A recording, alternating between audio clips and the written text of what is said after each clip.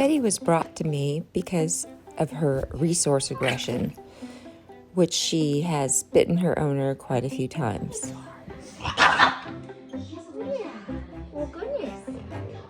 In a dog's world, the pack leader eats first and will discipline other members if they get too close to their food. And can she walk at a heel? No, she isn't really trained at all to walk. The first step in solving this problem is becoming the pack leader. Sit, wait. This is like the advanced level. Yeah, it is. All right, so Perfecting your obedience is how you become the pack leader.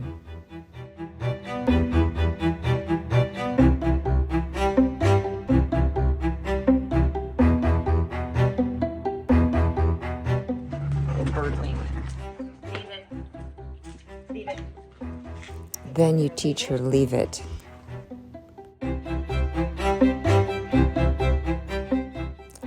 Letting her see that I am in charge of who eats and when helps establish my authority as the pack leader. leave it.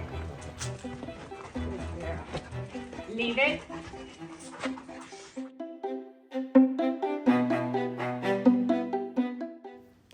Having a strong sit-stay is one of the important factors in developing control over your dog. Okay, good dog. You're so nice. You guys, too funny.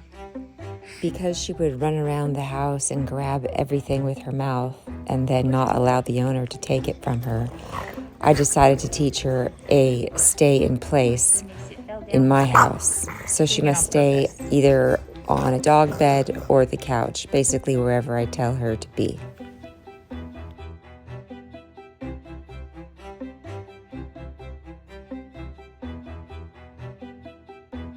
And finally, we just do a lot of work where I am eating first and I either give her food or give her bones, and I pet her and take away the food and the bones and then pet her some more. Leave it isn't just for food. It can also tell an animal to stop looking at a cat or anything that they're very distracted on. I don't want to get in a tug of war with you already, but I will. I need to. You're all fatty. Betty. Good girl. Tess. Luna. Betty. Waiting at gates is a great way to teach a dog to respond instantly to their name. Betty.